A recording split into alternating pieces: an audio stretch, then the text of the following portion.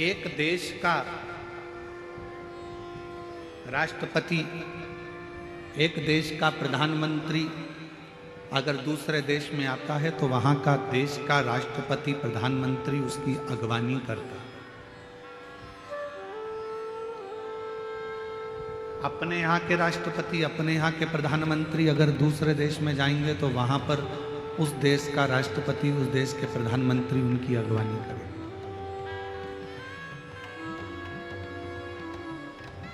जब मृत्यु लोक के देवाधिदेव महादेव इस मृत्यु लोक के देव हैं, ये पूरी पृथ्वी का भार, ये पूरे मृत्यु लोक का भार, संपूर्ण पृथ्वी जल तल आकाश का पूरा भार भगवान शिव के पास है।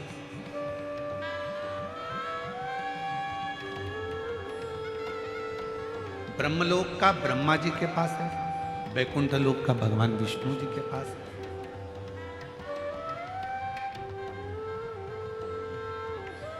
तो भगवान शंकर का भी एक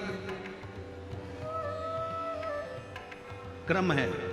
जैसे ही नारायण पृथ्वी पर आए तो सबसे पहले शंकर भगवान ने जाकर उनसे मिलना चाहा। तिरुमाला के शिखर पर वेंकटेश भगवान जब वैकुंठ छोड़कर तिरुमाला पर आते हैं तो भी भगवान शिव जाकर उनका आदर करते हैं, कपिलेश्वर महादेव के रूप में विराजमान होते हैं। नाथू द्वारा में मेरे गोवर्धन नाथ जी, श्रीनाथ जी बाबा आकर बैठते हैं तो एक लिंग जी के रूप में जाकर भगवान शिव उनको स्वागत करते हैं। बद्रीनाथ में जब नारायण आकर बैठते हैं तो स्वयं केदारनाथ जी के रूप में जाकर भगवान शिव उनकी अगवानी करते हैं।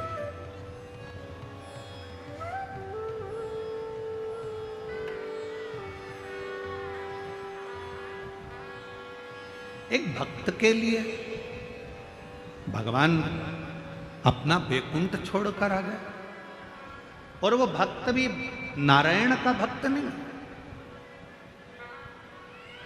वो भक्त भी किसी देवी देवता का भक्त नहीं है, वो भक्त है अपने माता पिता के चरणों का।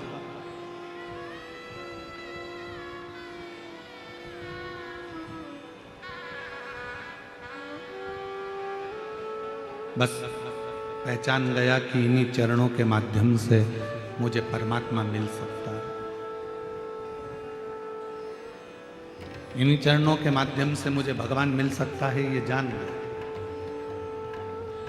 और मेरा सभी आस्था चैनल पर कथा सुनने वाले श्रोता भाई बहनों से, सोशल मीडिया पर कथा सुनने वाले सभी भाई बहनों से निवेदन करूंगा, आपसे कहूंगा कि आप कहीं नहीं जा सकते, आप किसी को नहीं मानते, आप किसी को नहीं सुनते, मत सुनो। आप किसी को नहीं मानते, मत मानो। आप कहीं नहीं जाते, मत जाओ। आप किसी के आगे शीश नहीं झुकाते, मत झुकाओ। आप किसी को प्रणाम नहीं करते, मत करो। पर इस व्यासपीठ के माध्यम से एक बात जरूर कहूंगा, अपने घर में जो जीते जी अपने माँ बाप विराजमान हैं, उनके चरणों का भी अगर वंदन कर रहे हो तो भगवान मिल सकते। बाहर की आवाज थोड़ी सी कम करो, बाहर रिटर्न आ रहा है उसकी आवाज आ रही है।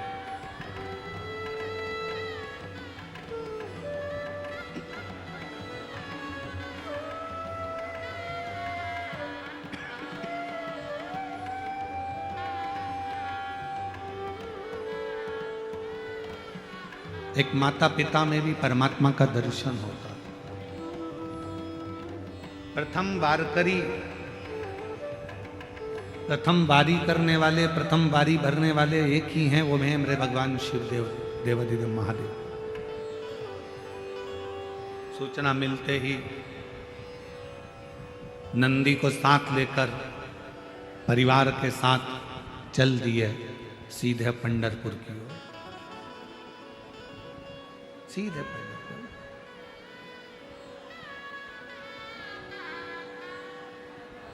विठल विठल विठल।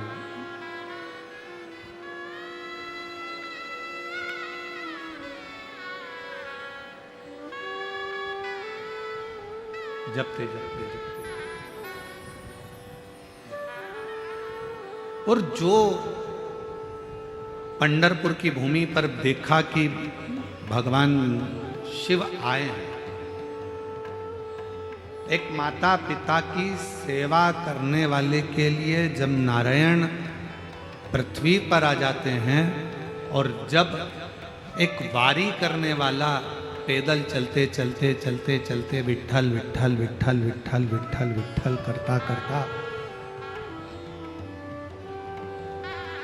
पंढरपुर में पहुंचते हैं, एक वारी करने वाला जब हरि विठ्ठल का नाम लेता लेता लेता लेता पंढरपुर की पवित्र भूमि तक पहुंचते हैं, तो जैसे शंकर भगवान वारी करते करते आए तो नारायण दौड़ कर गए और वारी करने वाले शिव जी को उन्होंने कंधे पर नहीं, अपने हाथ पकड़कर नहीं, वारी करने वाले शंकर भगवान को अपने सिर पर धारण कर कर लेकर चले।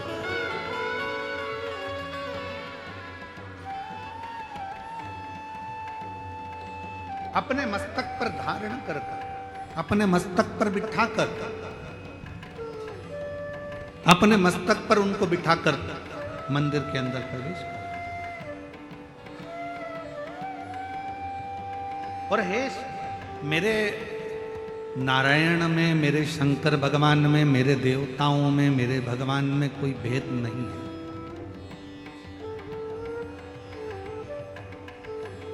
रामचरितमानस किस किसने पढ़ी है? जरा हाथ उठाएंगे आप लोग, जिसने रामायण पढ़ी हो, नहीं पढ़ी हो तो सुनी हो, सुनी नहीं हो तो किसी के माध्यम से कभी दर्शन किया हो। उठाओ हाथ जरा सबने, चलो रखो। रामचरितमानस में काकभूषुंडी जी का एक चरित्र आता है।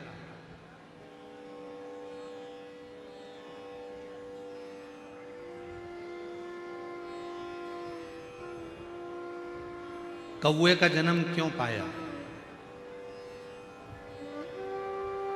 किस लिए पाया, ऐसा क्या हो गया था जो कौए का जन्म इनको मिला।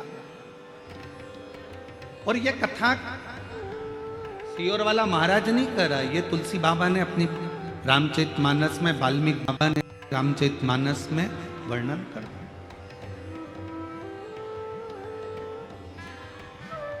कौए का जन्म क्यों मिला, किस लिए, किस कारण? केवल एक कारण था, अयोध्या में रहते थे काकभूषुंडी। पूर्व जन्म में एक सुंदर परिवार में उनका जन्म हुआ था और अयोध्या से वो सीधे वहां से अयोध्या छोड़कर उज्जैनी चले गए, अवंतिकापुरी। और अवंतिकापुरी में जाने के बाद एक गुरु मिल गए उनको, और उस गुरु की शरणागति उन्होंने ग्रहण करी। ये शंकर जी के सिवाय किसी को नहीं मानते, भेद करा। एक दिन गुरु जी ने समझाया कि नारायण में और शिव में कोई भेद नहीं, शंकर में और भगवान विष्णु में कोई भेद नहीं, राम और शिव में कोई भेद नहीं, कृष्ण और शिव में कोई भेद नहीं।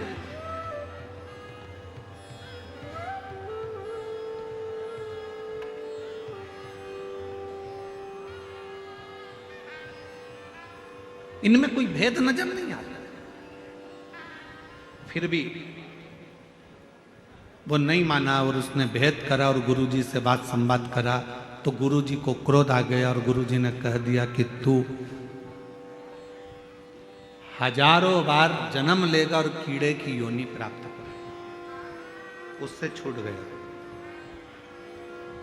1000 बार जन्म लेने के बाद उससे जब छूटा तो एक ब्राह्मण के घर में जन्म लिया, और ब्राह्मण के घर में जन्म लेने के बाद भी उसने मंत्र में भेद करना, भगवान में भेद करना, परमात्मा में भेद करना नहीं छोड़ा।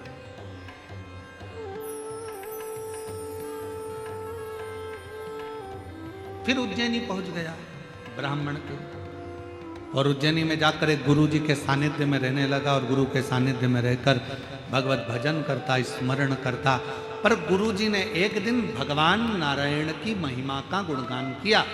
इसको बड़ा बुरा लगा। इसको बुरा लगा तो इसने तुरंत गुरु जी का विरोध किया। शंकर भगवान का सच्चा भक्त कभी भी किसी दूसरे देवता की बुराई नहीं करेगा। शंकर भगवान का सच्चा भक्त कभी किसी दूसरे मंत्र की बुराई नहीं करेगा। शंकर भगवान का सच्चा भक्त न देवताओं की बुराई करता है, न कभी मंत्र की बुराई करता है। शंकर भगवान का सच्चा भक्त एक सर्वश्रेष्ठ संत का लक्षण क्या होता है? एक सर्वश्रेष्ठ संत, साधु, सन्यासी, तपस्वी, उपासक का लक्षण क्या होता है? वो कभी किसी देवता को बड़ा या छोटा नहीं बताता। सच्चे संत, साधु, सच्चा ब्राह्मण कभी किसी मंत्र को ऊपर नीचे नहीं बताता कि ये मंत्र श्रेष्ठ है, ये मंत्र कमजोर है, ये मंत्र ऐसा है, इस मंत्र को मत जपो, इस मंत्र को जपो, इस देवता को मत मानो, इस देवता को मानो, इस भगवान की स्तुति करो, इस भगवान की मत करो। सच्चा संत, सच्चा शिवभक्त, सच्चा गुरु, सच्चा पूजनीय अगर कोई ब्राह्मण है, कोई संत है, कोई साधु है, कोई तपस्वी है, कोई साधक है, कोई उपासक है, तो वो देवताओं में कभी भेद नहीं करेगा, मंत्र में कभी भेद नहीं करेगा। किसी मंत्र को और किसी देवता को ऊपर और नीचे कभी उसको तराजू में नहीं तोलेगा। वो कभी नहीं कहेगा कि नहीं नारायण बड़े हैं, शंकर छोटे हैं, शंकर बड़े हैं, नारायण छोटे हैं, ब्रह्मा बड़े, भगवान विष्णु छोटे, राम बड़े, कृष्ण छोटे, कृष्ण बड़े, राम छोटे, शिव बड़े, ऐसा कभी वो भेद नहीं करेगा। सच्चा संत, सच्चा गुरु, सच्चा शिवभक्त, शंकर की सच्ची आराधना करने वाला कभी किसी देवता की ना तो निंदा करता है, ना कभी किसी मंत्र की निंदा करता है, ना किसी मंत्र को ऊपर बताएगा, ना नीचे बताएगा, ना कभी किसी देवता को ऊपर बताएगा, ना नीचे बताएगा। सच्चे शिवभक्त का लक्षण है वो अपने मन से सबको एक ही बात कहता है, तुम्हारे दिल में जो मंत्र आ जाए वो जप लो, और जो तुम्हारे हृदय में बैठा हो उसकी मूर्त की पूजन कर लो। भेद नहीं कर। तुम्हें राम अच्छा लगे तुम राम जी को भजो, तुम्हें कृष्ण अच्छा लगे तुम कृष्ण भजो, तुम्हें राम नाम अच्छा लगे राम नाम बोलो, कृष्ण नाम अच्छा लगे कृष्ण नाम बोलो, विट्ठल नाम अच्छा लगे विट्ठल नाम बोलो, शिव नाम अच्छा लगे शिव नाम बोलो, ओम नमः शिवाय अच्छा लगे ओम नमः शिवाय बोलो, नमः शिवाय अच्छा लगे नमः शिवाय बोलो, श्री शिवाय नमस्तुभ्यम अच्छा लगे श्री शिवाय नमस्तुभ्यम बोलो, ओम नमो भगवते वासुदेवाय अच्छा लगे वो जप लो, श्री कृष्ण शरणम मम अच्छा लगे वो जप लो। तुम्हारा मन जो करे, तुम्हारा मंत्र जो मूल हो तुम्हारे हृदय के लिए वो जपो, उसमें भेद नहीं है।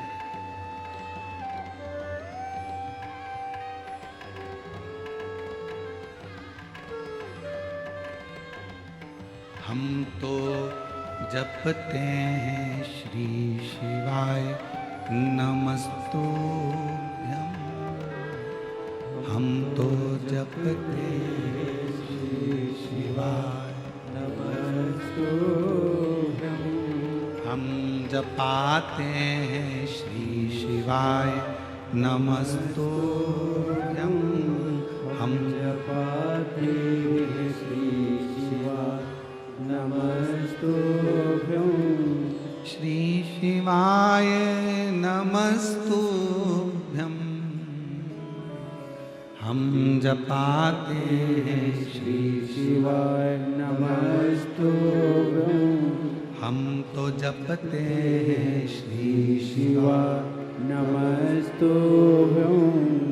हमें अच्छा लगता है हम जपते, आपको अच्छा लगे आप जपो, आपको राम अच्छे लगे आप राम जपो, हमें राम अच्छे लगते हम राम जपेंगे, हम कृष्ण।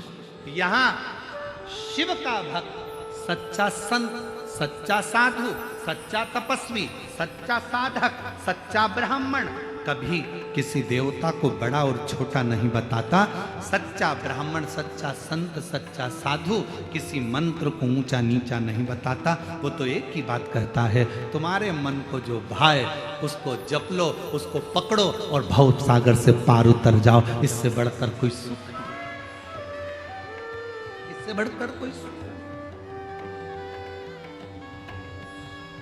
अयोध्या में जन्म लेने वाला वो एक साधारण सा जीव 1000 बार उज्जैनी में रहने कर भी देवताओं की निंदा करता रहा, मंत्रों की निंदा करता रहा, मंत्रों को देवताओं को ऊंचा नीचा देखता रहा। 1000 बार कीड़े की योनि पाने के बाद ब्राह्मण के घर में जन्म मिला। ब्राह्मण के घर में जन्म लेने के बाद फिर उज्जैनी पहुंच गया, गुरु की शरणागति ली, गुरु जी ने मंत्र दिया, मंत्र दीक्षा दी, गुरु जी ने भजन कीर्तन स्मरण कराया। एक दिन गुरु जी ने भगवान नारायण का गुणगान कर दिया, उतना गुणगान करा तो इसको गुस्सा आ गया, और गुस्सा आ गया तो भगवान अपने गुरु से ही अपशब्द कह दिया, अपने ही गुरु से अपशब्द कह और देवताओं की निंदा कर। मुझे नहीं जपना नारायण का नाम, मुझे नहीं मानना नारायण को, बस निंदा करना चालू करी। गुरु जी को बड़ा बुरा लगा, बड़ा बुरा।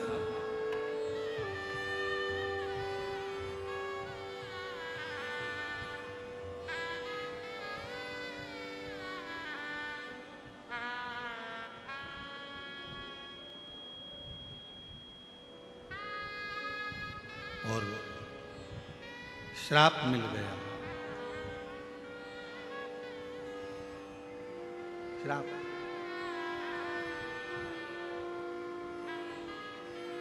कागा बनने का।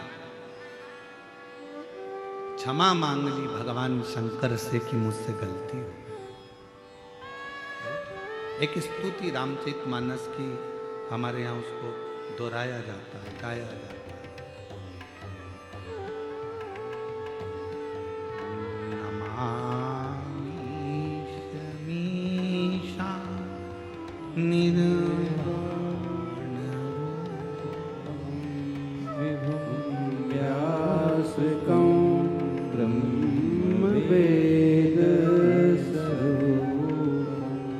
ये रामचरितमानस की स्तुति, ये केवल उसी भक्त के लिए एक गुरु शिव जी से प्रार्थना कर रहे हैं, इससे गलती हो गई, इसने देवताओं में भेद कर दिया, इससे गलती हो गई, इसने मंत्रों में भेद कर दिया, इसने कह दिया ये मंत्र बड़ा है, ये मंत्र छोटा है, ये भगवान बड़े हैं, ये भगवान छोटे हैं, ये भूल हो गई, इससे क्षमा कर दो। शंकर भगवान ने कहा ठीक है, ये कौआ बनकर भी राम नाम का गुणगान गाएगा और बाद में फिर मेरे ही धाम पर आ जाएगा, तब ये छूट पाएगा जब भगवान की अविरल भक्ति को दार। भेद ना करिए। शिव महापुराण कभी किसी देवता में भेद करना नहीं बताती कि ये बड़ा कि ये छोटा, ये अच्छा कि ये। ना जाने क्यों ऐसा होता है, हमें समझ में नहीं आता। जो विद्वान होता चले जाता है वो भेद करना सीख जाता है कि ये बड़ा ये छोटा। शिव महापुराण तो यहाँ तक नहीं कहती ब्राह्मण क्षत्रिय वैश्य और शूद्र, शिव महापुराण कथा कहती है सब बराबर है। माता के गर्भ से जन्म लिया है, उस परमात्मा ने पैदा करा है। परमात्मा ने यह देखकर पैदा नहीं करा था कि ये ब्राह्मण के घर में जन्म ले लिया है, कि क्षत्रिय के घर में जन्म ले रहा है, कि वैश्य के घर में जन्म ले रहा है, कि शूद्र के घर में जन्म ले रहा है। हम सब मनु की संतान मनुष्य बनकर पैदा हुए थे। भेद तो दुनिया के लोगों ने कर दिया। हमारे दिल में, हमारे शरीर में एक जैसा रक्त बहता है और हमारे दिल में शिव का निवास रहता है। हम सब एक हैं, हमें भेद नहीं। वो तो दृष्टि का दोष है।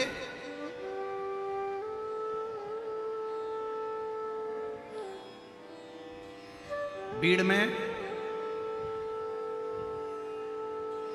कहां के बीड़ के रहने वाले हो? कितने लोग बैठे हैं बीड़ वाले? जरा हाथ उठाओ जरा।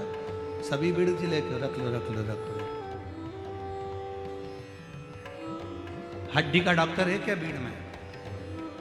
अरे जम के तो बोलो, आवाज नहीं आई है। आज शाम को जाकर पूछना डॉक्टर साहब से, क्यों साहब तुम्हारे यहाँ हड्डी के मरीज आते हैं, किसी का पांव टूट गया, किसी की कमर टूट गई, उससे जाके पूछना कभी किसी अंधे व्यक्ति की पांव टूटी क्या? कभी किसी अंधे व्यक्ति का कमर टूटी क्या, हमेशा खड्डे में आंख वाला ही गिरता है, अंधा नहीं गिरता।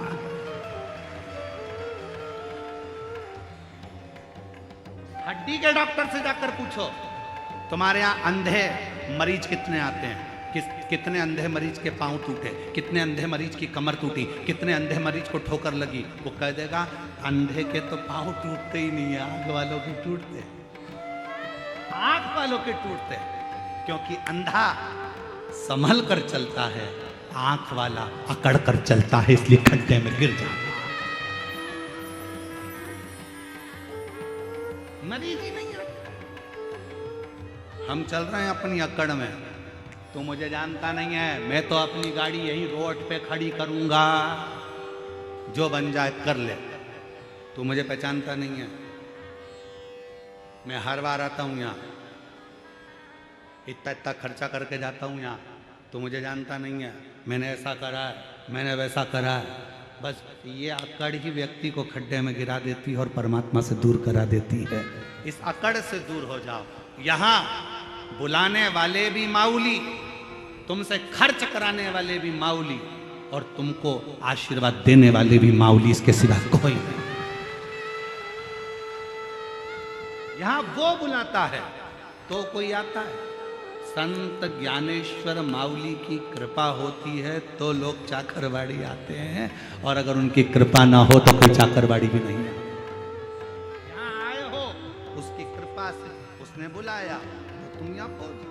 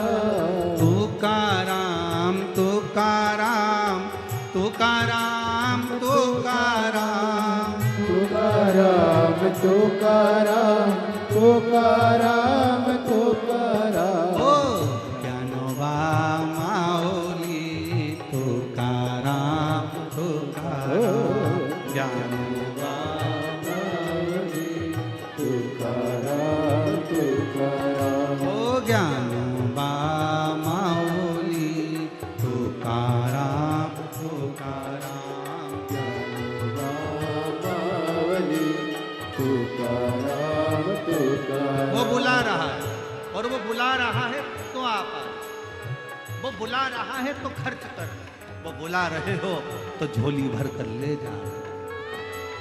तुकाराम तुकाराम तुकाराम तुकाराम तुकाराम तुकाराम तुकाराम तुकाराम तुकाराम तुकाराम तुकाराम तुकाराम तुकाराम तुकाराम तुकाराम तुकाराम। ओ ज्ञानोबा माऊली तुकाराम तुकाराम, ज्ञानोबा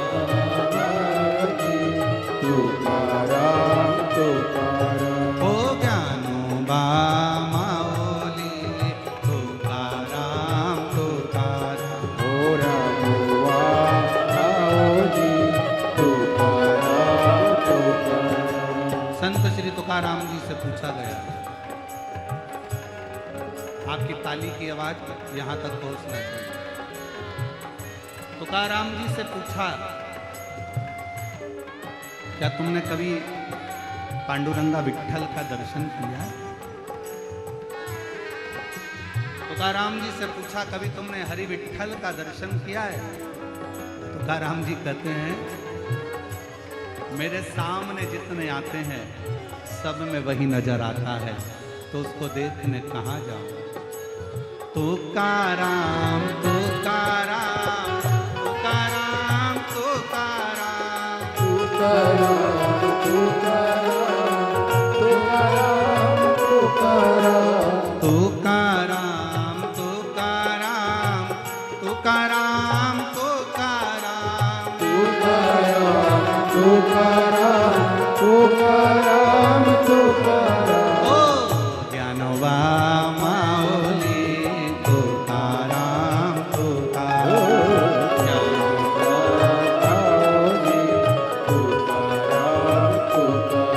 ओ ज्ञानोबा माऊली तुकाराम तुकाराम तुकाराम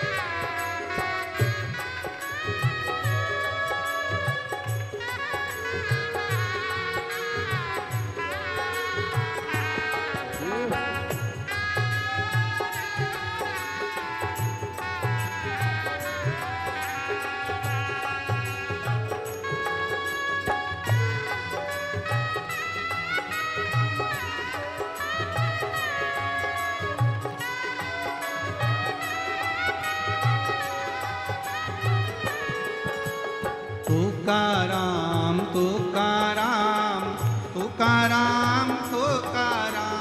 तुकाराम तुकाराम तुकाराम तुकाराम ओ तुकाराम तुकाराम तुकाराम तुकाराम तुकाराम तुकाराम तुकाराम तुकाराम ओ ज्ञानोबा माऊली तुकाराम तुकाराम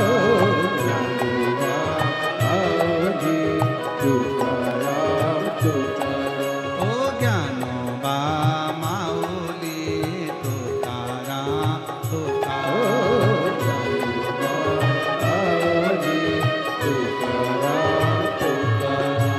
ज्ञानोबा माऊली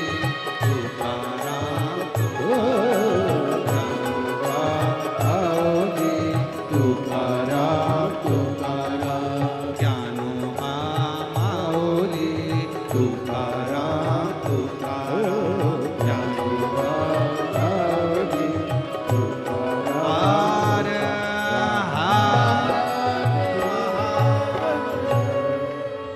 श्री विठ्ठल पांडुरंगा भगवान की भगवान देवदेव महादेव का चरित्र का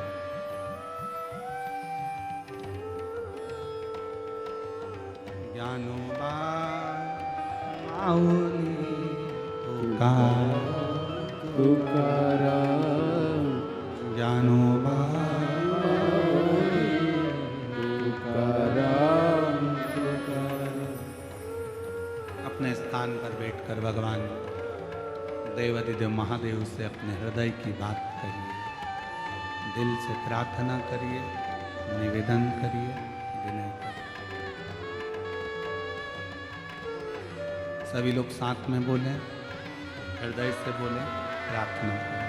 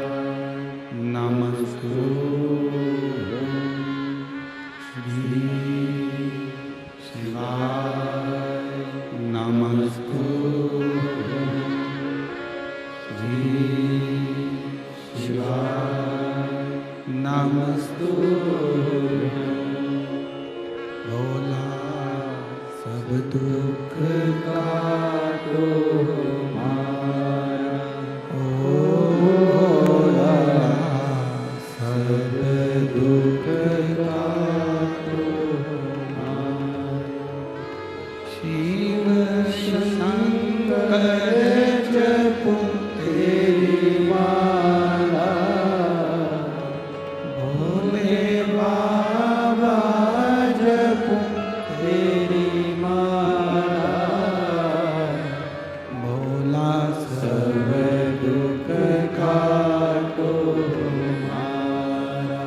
ओ भोला सब दुख काटो हमारा। वेश हे मंगलकारी,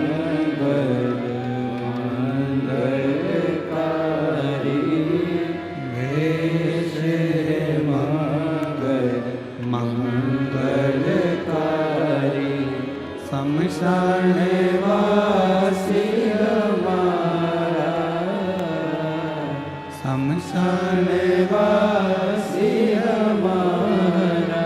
ओ भोला सब दुख काटो हमारा। ओ भोला सब दुख काटो हमारा।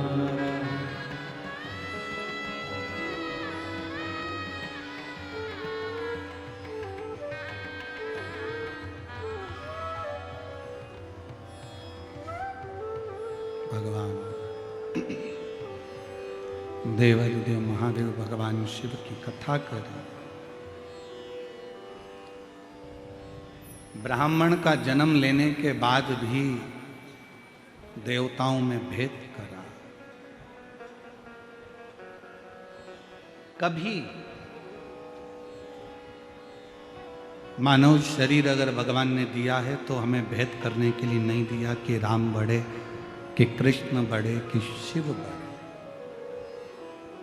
सब बड़े और अपन सब उनके चरणों में पड़े। वो सब बड़े। कोई तुमसे पूछे ये संत बड़े कि वो संत बड़े, कि ये साधु बड़े कि वो साधु बड़े, ये तपस्वी बड़े कि वो तपस्वी बड़े, हाथ जोड़ कर कह देना ये सब बड़े, अपन उनके चरणों में पड़े। हमारे शंकर भगवान कभी भेद करना नहीं बताते।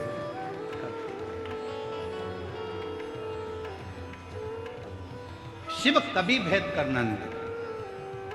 भेद करा, रामचित मानस में आया कि इन्होंने भेद करा तो कौवे का जन्म मिल गया, परेशान हो गए, शिव जी की स्तुति करी, नमामि शमीशान निर्वाण रूपम विभुं व्यापकं ब्रह्म वेद स्वरूपम। स्तुति करिए, गाया, भगवान से प्रार्थना करी, क्षमा करो क्षमा करो क्षमा करो, दया करो, करुणा करो, कृपा करो, बार बार स्तुति करो। नमामि शमीशान निर्वाण रूपम विभुं व्यापकं ब्रह्म वेद स्वरूपम। भगवान से बारंबार निवेदन किया गया है, प्रार्थना करें, दया करुणा करें, कृपा करें, आपके चरणों में। गलती हो गई इनसे, इनने भेद कर दिया।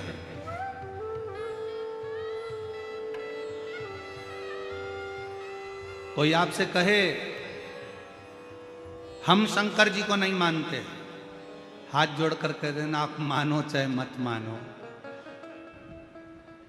भृंगी ऋषि की कथा कहती है कि भृंगी बाबा केवल शिव को भजते थे, इसके सिवाय किसी को नहीं भजते।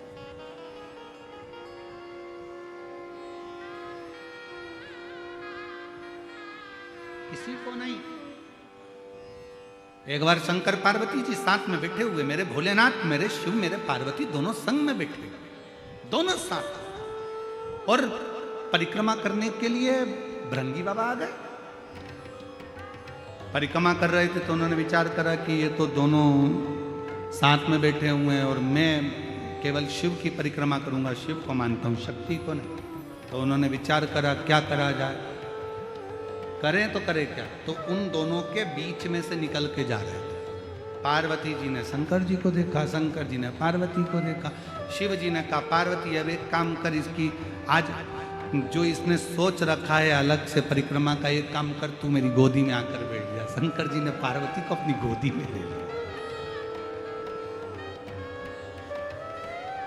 गोदी में बिठा लिया पार्वती जी को। सब लोग आश्चर्य कर रहे हैं, बताओ गजब के शंकर भगवान है, अपनी पत्नी को गोदी में बिठा के रखे। अरे भाई अर्धांगिनी है, भेद संसार के भेद को मिटाने के लिए, मन के संशय को मिटाने के लिए परमात्मा कुछ ना कुछ ऐसी लीलाएं करते। नहीं तो शिव कथा तो खुद ही कहती है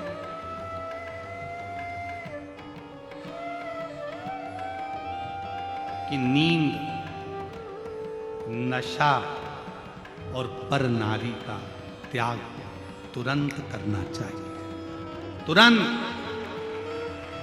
महापुराण की कथा कहती है ज्यादा नींद में सोना नहीं, नशे में ज्यादा डूबना नहीं, और पर नारी का संग करना।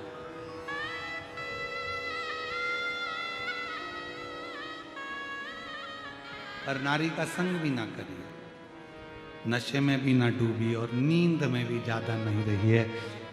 जो व्यक्ति ज्यादा सोता है, बहुत सोने में लगा रहता है, वही सब कुछ खो बैठता है। सब कुछ से मतलब, धन से मतलब नहीं, अपने शरीर की पूरी काया खराब कर लेता है, पूरी काया।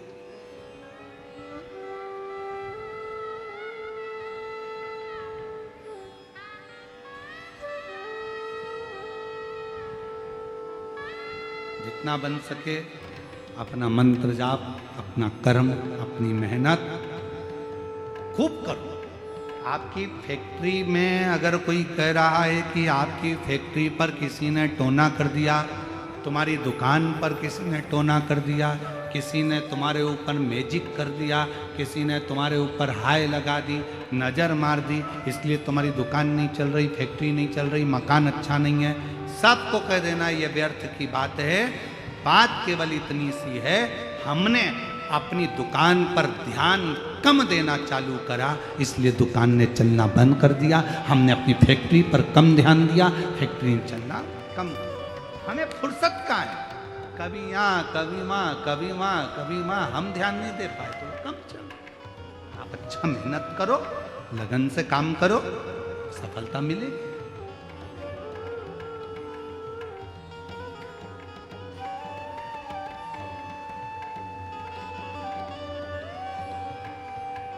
हम तो शरीर में रोग बढ़ गया, डॉक्टर साहब ने कहा सुबह मॉर्निंग वॉक करा करो, तब सवेरे घूमना चालू करा। जैसे ही शरीर थोड़ा बहुत ठीक हो गया, मॉर्निंग वॉक खत्म। फिर किसी ने पूछा सुबह सुबह जा नहीं रही हो आजकल घूमने के लिए? नहीं। वो उसी में का हाल है। दो सहेली आपस में बैठकर बात कर रही थी और बात करते करते बाजार गई। उन्होंने बाजार में जाकर एक सहेली ने कहा चल यहाँ समोसे अच्छे मिलते हैं, खा लेते हैं। उसने कहा नहीं। दूसरी ने बोला नहीं। फिर एक ने बोला कचौड़ी अच्छी मिलती है, यहाँ खमंड अच्छा मिलता है, अपन ले लेते हैं, खा लेते हैं। नहीं। उसने कहा 10 समोसे पैक करो, 10 खमंड पैक करो, 10 कचौड़ी पैक करो। घर ले गए, अपनी सहेली के साथ बैठ के प्लेट में रखा, खाने लगे। सहेली ने पूछा वहां क्यों नहीं खाया? बस मन नहीं करा। घर में आई,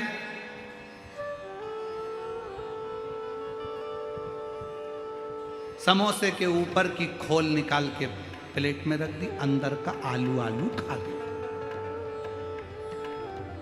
कचौड़ी के बाहर की खोल निकाल के अलग रख दी, अंदर का दाल का मसाला खा गई। सहेली ने पूछा ऐसा क्यों कर रही है? मेरा पेट बढ़ रहा है इसलिए बाहर का नहीं खाती।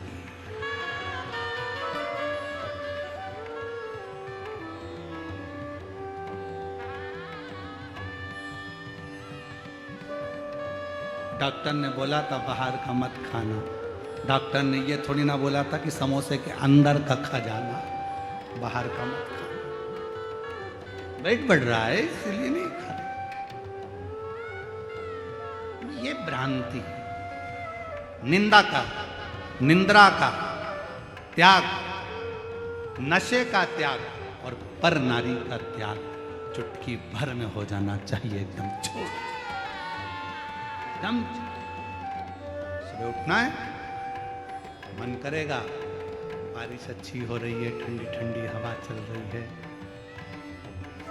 जगाने वाली जगा भी रहे, उठ जाओ उठ जाओ उठ जाओ, उठे ही नहीं। फिर बीमार पड़ गए तो डॉक्टर साहब ने कहा देखो थोड़ा चलना जरूरी है, चलो। फिर चली थोड़ा बहुत, जैसे ही पाँव सही हो गया फिर गए।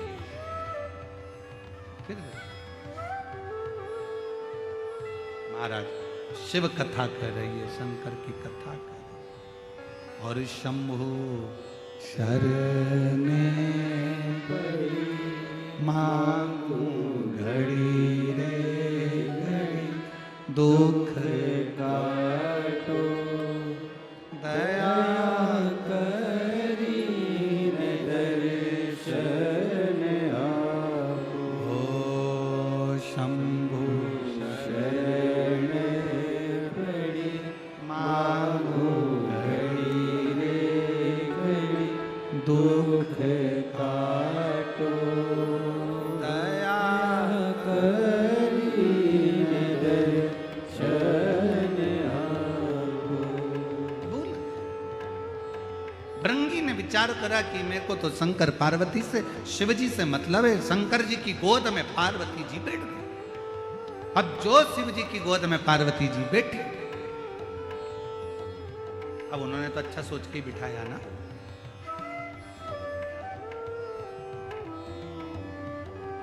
वो उसी में कहा लेना, पति पत्नी घूमने के लिए गार्डन में गए, सामने से कुत्ता आ गया, पति को लगा ये कुत्ता मेरी पत्नी को काट खाएगा। अगर पत्नी को काट गया तो सुबह टिफिन कौन बनाएगा बच्चों का, कौन घर में काम करेगा। पत्नी मेरे से ही पोछा लगवाएगी, झाड़ू भी मुझसे ही निकलवाएगी। तुरंत कुत्ता आगे बढ़ा पत्नी के पास, पत्नी घबराई और पीछे हटी, कुत्ता और आगे बढ़ा। और जैसे ही कुत्ता एकदम लपक के आगे बढ़ा, इसने अपनी पत्नी को गोदी में उठा लिया। जो गोदी में उठाया, इसने विचार करा कि पत्नी को भले नहीं काटेगा, मैं गोदी में उठा लूंगा, मेरे पांव को काट ले। और जैसे ही उठाया कुत्ता भाग गया। कुत्ता भागा, पत्नी नीचे उतरी, उतरते सी बोली अपने पति को नाराज होकर, तुम में अक्ल नहीं है बेवकूफ हो, दुनिया के लोग कुत्ते को भगाने के लिए पत्थर उठाते, तुमने मुझे उठा, तुम्हारी अकल मारी गई है, तमीज नहीं है। पति बेचारा क्या बोले कि मैं सोच रहा था कि मुझे काट लेगा, तू बच जाएगा। पर वो कहते ना विपरीत बुद्धि, कभी कभी ऐसा होता है, सास अगर बहू को साड़ी दिलाती है ना, तो बहू को मन में आता है जरूर जेठानी को कोई दूसरा माल देगी बुढ़िया, इसलिए मुझे एक साड़ी में टरका रही। विपरीत बुद्धि,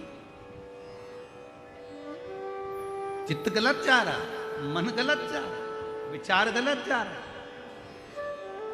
ये इसलिए बाबा से विनती, सुमति तो दीजो बाबा, कुमति हटा जो जी। सुमति तो दीजो बाबा, कुमति हटा जो। इतनी कृपा करना, हमारे भीतर सुमति देना, कुमति को हटा दे।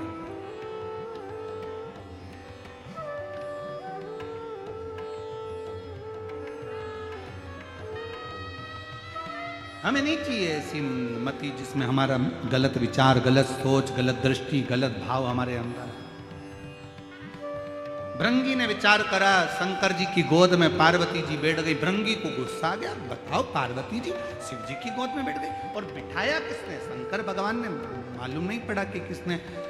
तुरंत कभी कभी ऐसा होता है, कभी कभी ऐसा होता है कि पति पत्नी कहीं पर अगर घूमने के लिए जाते हैं तो पति पत्नी में इतना निगाह का भाव रहता है कि पति पत्नी को कुछ नहीं कहता, आंखों में समझा देता है। बस जरा सा आंखों से इधर देखा तो पत्नी तुरंत इधर खसक गई, तुरंत नेत्र से।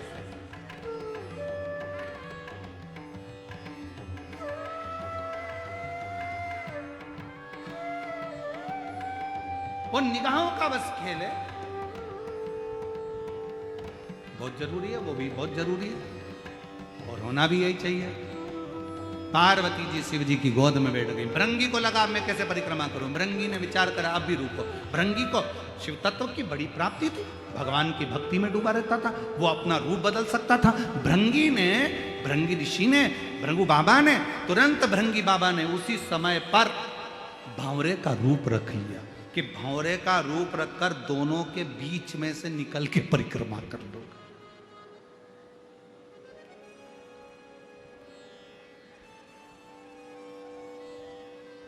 जो भेद रामचरितमानस में वर्णन आया है, काकभुषुंडी जी ने कहा कि मैंने भेद करा था इसलिए मुझे ये शरीर मिला।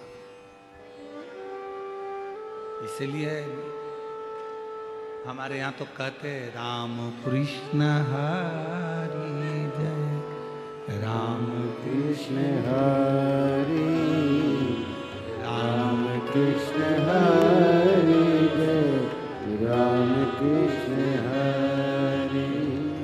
तुकाराम जी ने है गाया राम कृष्ण हरि, तुकाराम जी ने गाया राम कृष्ण हरि।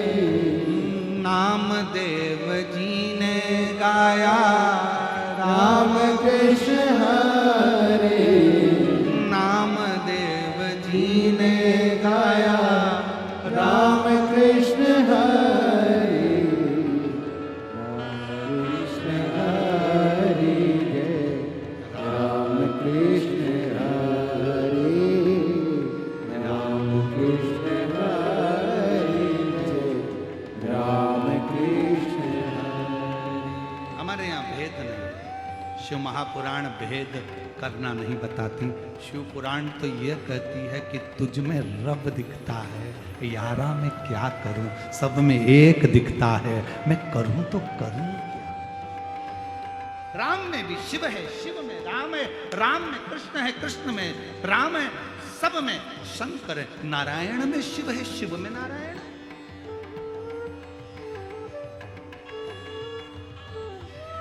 कितना सुंदर बात है। जितने शिव भक्त यहां बैठे हुए हैं और जितने आस्था चैनल पर सुन रहे हैं, आज अपने अंदर उतार कर रखना। पति से निवेदन है, अपने बच्चों के सामने अपनी पत्नी की कभी बुराई मत करना। तेरी मम्मी में अक्ल नहीं, तेरी मम्मी में अक्ल नहीं, ढोर है, पड़ी नहीं है। पत्नी से निवेदन है, अपने पति के लिए कभी मत कहना तुम्हारे पिताजी में तो अक्ल ही नहीं है, पूरी प्रॉपर्टी इसीलिए तो चली गई, इनने जिंदगी में करा ही क्या, सब तो बांट दिया, रखा ही क्या अपने पास। ना ना ना ना, ये निंदा आगे चलकर तुम दोनों की जिंदगी बर्बाद कर देगी। इसलिए तुम्हारी पत्नी भले पढ़े लिखी नहीं हो, पति से निवेदन है अपने बच्चों के सामने हमेशा तारीफ करना। उसके जैसी चतुर दुनिया में नहीं हो सकती, मेरे जैसे को लेके चल रही, और क्या चाहिए।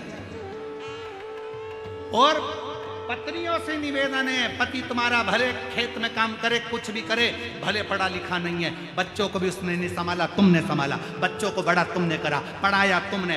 तुम्हारे पति बेचारा दुकान करता रहा, काम करता रहा, नहीं ध्यान दिया। फिर भी अपने बच्चों से मत कहना कि तुम्हारा पिता ऐसा, उससे कहना ये सब कुछ आज तुम अगर अच्छी एजुकेशन कर रहे हो, पढ़ाई कर रहे हो, आगे बढ़ रहे हो, ये तुम्हारे बाप की देन है, तुम्हारे पिता की।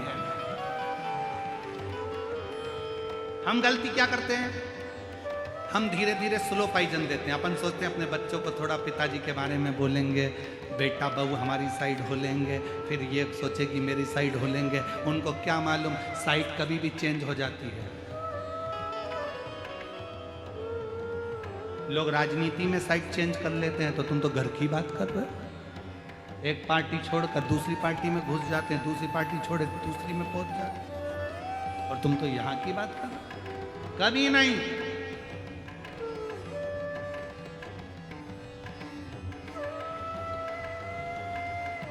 भगवान कृष्ण की एक लीला है ना, क्यों रे कन्हैया मक्खन खाया? कन्हैया बोले, एक शब्द कन्हैया ने पकड़ा, कौन सा था? कि मैया मोरी मैं नहीं माखन खायो, मैया मोरी मैं नहीं माखन खायो। शब्द एक है, फिर से आप बोल के बताओ। मैया मोरी मैं नहीं माखन खायो, मैं नहीं खायो, मैं नहीं खायो। शब्द एक ही पकड़ा है। लाला तूने खायो ना? मैया मोरी मैं नहीं माखन खायो। यशोदा मैया ने पूछा, या तो ऐसी हिला ले या ऐसी हिला ले।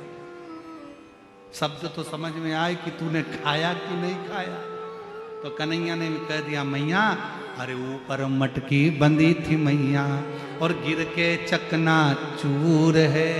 अरे छीका तो बिल्ली ने तोड़ा, हमरा का कसूर है। हमको तो जबरदस्ती का इल्जाम लगाया, हमारा है। अब यशोदा मैया चतुर थी, उसने पूछा कि अरे मटकी ऊपर टंगी थी, बिल्ली ऊपर चढ़ी कैसे? तो कन्हैया ने कहा, आजकल की बिल्लियां इतनी समझदार हो गई, फ्रिज खोल के दूध पी जाती है। आजकल की बिल्लियों का कोई ठिकाना है। मैया निसेनी लाई थी। यशोदा मैया बोली, बिल्ली और निसेनी? बिल्ली निसेनी पे चढ़ गई? इतनी सी बिल्ली, इतनी बड़ी निसेनी? तो तुरंत कन्हैया ने कहा, मैया परसों के दिन में ब्रज में गया था, गोकुल में एक बेटा बहू अपनी सास को सोने की निसेनी चढ़ा रहे थे। मैया सोने की निसेनी कितनी बड़ी थी? बोलो तो रही जरा भीड़ वाली हो, जिनके तो बोलो। सोने की निसेनी कितनी बड़ी थी? तो यशोदा जी ने पूछा, कितनी बड़ी? कन्हैया बोले, इतनी सी। जब इतनी सी सोने की निसेनी पे इतनी बड़ी 80 साल की सास चढ़ सकती है, तो इतनी बड़ी सीढ़ी पे बिल्ली भी चढ़ सकती है।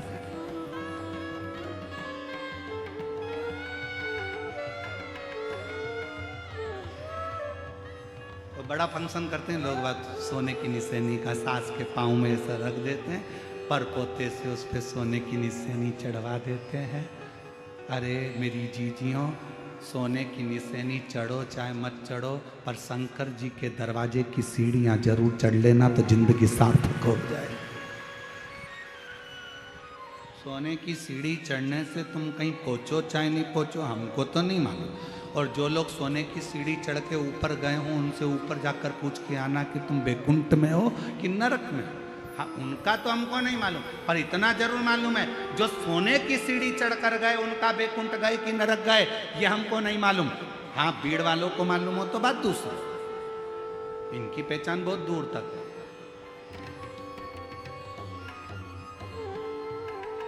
इनकी पहचान बहुत दूर तक, तो ये भले बोल सकते हैं क्या। हमने ऊपर फोन लगा के पूछा था, हमारी जो परदादी जी हैं सोने की सीढ़ी चढ़ी थी, वो बैकुंठ में चौथे स्थान की कुर्सी पे बैठी थी, एसी का रूम है, डनलप का गद्दा, वो बात हो सकती। पर ये नहीं मालूम, शिव महापुराण की कथा कहती है सोने की सीढ़ी पर चढ़े, बैकुंठ गए कि नरक गए हमको नहीं मालूम, पर इतना जरूर है, जो शंकर जी की सीढ़ी पर चढ़ा है, शिव के दरवाजे पर पहुंचा है, वो एक ना एक दिन परमात्मा के द्वार जरूर पहुंचे। शिव की सीढ़ी,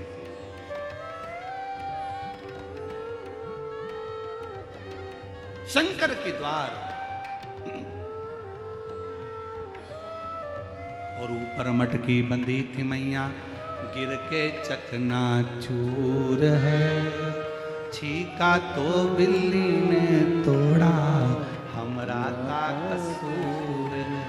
ये तो उसने तोड़ा, हमारा क्या था। तो यहाँ शास्त्र कह रहा है, शिव पुराण कह रही है, भगवान शंकर का संवाद कर रहा है, शिव तत्व कह रहा है, अपनी चित्त वृत्ति में उतार कर रखिए, अपने भीतर उतार कर रखिएगा कि जरा सा परमात्मा के दरवाजे की सीढ़ी, परमात्मा के दरवाजे का चरण हमारा सुख प्रदान कर देता है। कितनी बड़ी बात है, शंकर भगवान के दरवाजे के सामने से भी निकल कर चले गए, वहां की धूल उड़ रही थी, वो तुम्हारे शरीर पर पड़ गई तो तुम्हें नरक नहीं भोगना पड़ता, बैकुंठ का रास्ता खुला रहता। इसीलिए शिव महापुराण की कथा कहती है, अगर अपनी फैक्ट्री जा रहे हो, दुकान जा रहे हो, ऑफिस में जा रहे हो, तो किसी शंकर जी के मंदिर के सामने से निकल कर चले जाओ। भले लोटा भर चल चढ़ाओ चाहे मत चढ़ाओ, मंदिर के सामने से निकल कर चले जाओ। मंदिर में अंदर जाओ चाहे मत जाओ, बाहर से ही स्माइल देते हुए चले जाओ। ये भी नहीं कर सकते तो शिखर देख लो 2 मिनट के लिए, वो भी नहीं बन सकता तो हर हर। और अगर गाड़ी पकड़े पकड़े हर हर महादेव भी नहीं बने तो मुख से श्री शिवाय नमस्तुभ्यम इतना बोलते बोलते भी, और अगर वो भी नहीं बोल सकते तो बस थोड़ा सा स्माइल दो, बढ़ लो। अब तुम लोग कहोगे स्माइल भगवान के मंदिर के सामने दो और चल दो, स्माइल से ऐसा हो सकता है? हमने कहा क्यों नहीं हो सकता। कोई व्यक्ति दुकान पर बैठा हो और तुम उसकी दुकान के सामने से 2-3 बार हंसकर निकल जाओ, वो बेचारा डिप्रेशन में आ जाएगा, चिंता में पड़ जाएगा। इसको तो मैं पहचानता नहीं हूँ, ये जब भी मेरी दुकान के सामने से निकलता है हंसता हुआ जाता है, ये मेरी दुकान के सामने से निकलती हंसती हुई जाती, बेचारा चिंता में पड़ जाएगा। 25 बार सोचेगा इसको तो कहीं देखा है, कहीं देखा है। तुम शंकर जी के मंदिर के सामने से जब मुस्कुरा कर निकलोगे, पार्वती जी शंकर जी से कहेंगी, रोज हंस के जाती है, कौन है, कौन है? स्माइल देकर जाती है। शिव जी कहेंगे भक्त है। शिव पुराण की कथा सुन ली बावरी ने भी, और इतनी, इससे कुछ नहीं बनता तो शंकर के मंदिर के सामने से मुस्कुरा कर निकलती है। क्या इसकी जिंदगी में दुख नहीं है? पार्वती बहुत दुखी है, पर इसने कथा में सुना है कि अपने बाप के पास जाना तो चेहरे पर स्माइल रख कर जाना, बाप को नहीं मालूम पड़ना चाहिए कि दुख क्या है। पिता फिर भी दुख हरता है, पिता फिर भी दुख करेगा, जान लो उसका, तो जान। और जब उससे कहे, विनय करे तो आनंद। इतना सुंदर कहा है। भगवान शंकर प्रथम वारकरी है, भगवान शंकर प्रथम वैष्णव है। भगवान शंकर अगर कोई मुख से राम राम कहता है, 2 बार मुख से राम राम निकलता है, तो मेरा शंकर भगवान उसको 21 बार झुककर प्रणाम कर लेता है कि इसने राम राम कहा है। वो प्रथम वैष्णव की गिनती में शिव हैं, प्रथम वारकरी की गिनती में शिव हैं। भगवान शंकर तो अपने भक्त के लिए आनंद पाते, शायद इसीलिए तो करुणा करते, इसीलिए तो दया करते। और जब वो करुणा करे, जब वो कृपा करे, शिव कथा करे, ये भगवान शंकर का संवाद करा, भंवरे का रूप रख लिया, भंवरे का, और उसके चरण की रज मिल जाए, इससे बढ़कर सुख क्या हो सकता। भागवत किस किसने सुनी है? हाथ उठाओ जरा, जिन्होंने श्रीमद् भागवत सुनी है। सुनी है सबने? रख। वामन भगवान का चरित्र सुना है? जम के तो बोलो। हाँ, क्या मांगने गए थे राजा बलि के दरवाजे पर? अच्छी जम के बोलो, 3 पग भूमि। ठीक है, मतलब तुम लोगों ने कथा सुनी।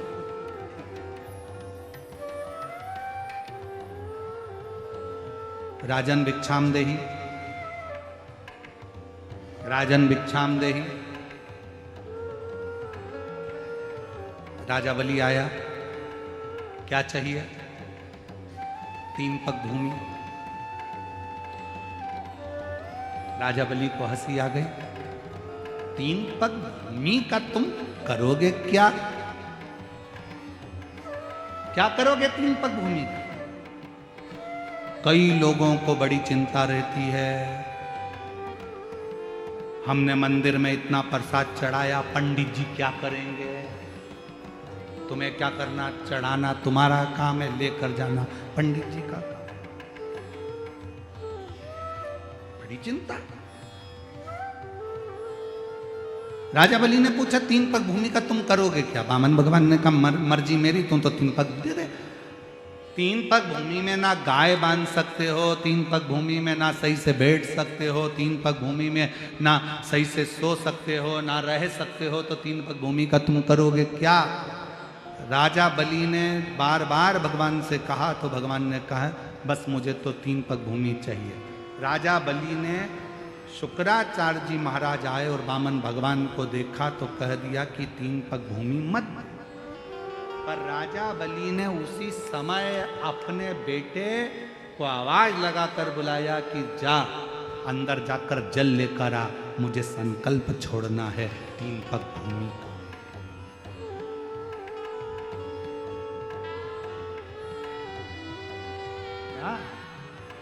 जल लेकर आ, मुझे संकल्प छोड़ना 3 पग भूमि का।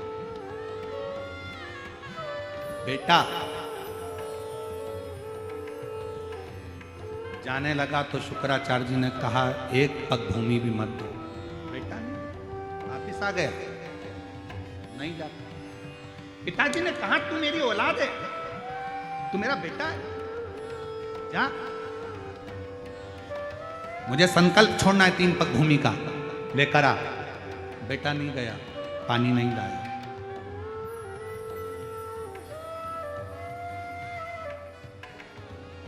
गया ही नहीं। एक चरित्र हमको याद आ रहा है, एक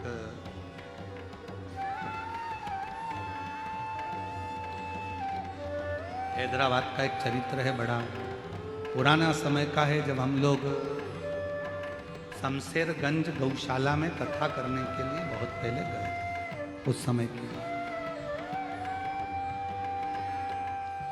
एक परिवार के यहाँ मिलना हुआ और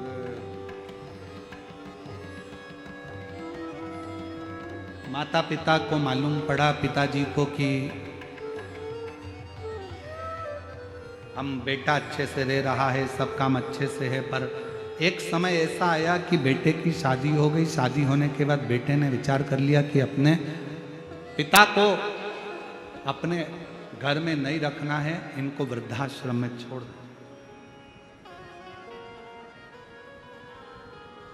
जैसे ही सुना कि वृद्धाश्रम में मेरा बेटा छोड़ने जाएगा कल, मुझको बताया नहीं किसी ने।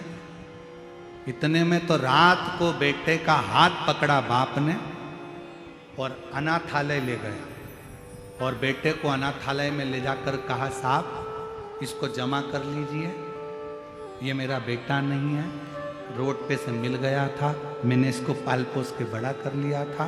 इसको बेटा कहता पापा मैं तुम्हारी औलाद, और तुम मुझे अनाथालय में छोड़ रहे हो। बाप कहता है मेरी औलाद ऐसी नहीं हो सकती जो अपने बाप को जमीन जायदाद प्रॉपर्टी लिखाने के बाद वृद्धाश्रम में छोड़ दे। मेरी ऐसी औलाद नहीं हो सकती, इसलिए आज से तू अनाथालय में रह, मैं मेरे मकान में रहूंगा, मेरे घर में रहूंगा। मेरी औलाद ऐसी नहीं हो सकती, मेरी औलाद नहीं।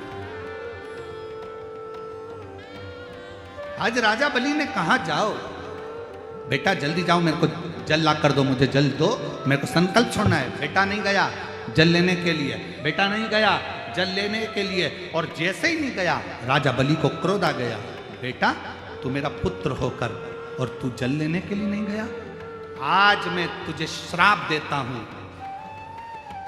दान करने में तू मेरा रोड़ा बना है, दान करने में तू पत्थर जैसा अड़िग रहा है, इसलिए मैं तुझे श्राप देता हूं कि तू पत्थर हो जा। सुना है भागवत जी में आप लोगों ने ये चरित्र? एक बाप ने अपने बेटे को श्राप दे दिया कि तू पत्थर हो जा। बेटा रोने लगा, क्षमा करो, क्षमा करो। बाप कुछ नहीं बोला। क्षमा मांगना है तो ये दरवाजे पर जो छोटा सा ब्राह्मण का बच्चा खड़ा है, जो 3 पग भूमि मांगने के लिए खड़ा है, इससे क्षमा। राजा बलि का लड़का क्षमा मांगने के लिए वामन भगवान के पास पहुंचा, प्रभु क्षमा कर दो। मेरे पिताजी ने मुझे श्राप दे दिया, आपको 3 पग भूमि देना था। मेरे पिताजी संकल्प छोड़ने के लिए जल मंगवा रहे थे, मैं लाकर नहीं दे पाया, पत्थर बनने का, रोड़ा बनने का श्राप दे दिया, क्षमा। वामन भगवान ने कहा तुम चिंता मत करो, जब मेरे शंकर भगवान का एक अंश अवतार पृथ्वी पर त्रेता में होगा, मां अंजना के गर्भ से शंकर भगवान का एक पुंज प्रकट होगा जिसका नाम हनुमान होगा। जब हनुमान जी महाराज लंका पर जा रहे होंगे तब तेरे ऊपर लात रखकर फिर उड़ेंगे और तू पाताल में जाकर पुनः मोक्ष को पा जाएगा, क्योंकि तुझे शंकर भगवान के चरण की रज प्राप्त हो। अगर आपने रामचरितमानस को पढ़ा हो, कथा देखी हो, सुंदरकांड का स्मरण करा हो, तो हनुमान जी एक शिला पर चढ़े, लात रखी और उड़ गए। जिस शिला पर लात रखी वो पाताल में चले गया। वो कौन शिला थी? आप कह सकते हो कि हमने उस शिला का वर्णन सुना है। वामन अवतार में राजा बलि ने अपने बेटे से कहा था कि संकल्प के लिए जल लेकर आ, और बेटे ने बाप का कहना नहीं माना तो उसको श्राप लग गया। श्राप लगा तो वो पत्थर का बन गया। उसकी मुक्ति शंकर के चरणारविंद की रज से होना थी। तो भगवान शंकर का अंश स्वरूप श्री हनुमान जी महाराज प्रकट हुए, जिन्होंने उस पर लात रखकर लंका पर उड़े। तो जैसे ही लात रखकर उड़े, समुद्र पार करने के लिए वो पाताल में चले गया, वो रज से मुक्त हो। शिव के कोई सोने की सीढ़ी दे ना दे, कोई तुम्हें धन दे ना दे, कोई तुम्हें दौलत दे ना दे, कोई तुम्हें वैभव दे ना दे, कोई तुम्हें सत्ता दे ना दे, पर शंकर भगवान के चरणारविंद की रज, शिव के चरणों की पूंजी तुम्हारे जीवन में सुखता प्रदान कर, सुखता।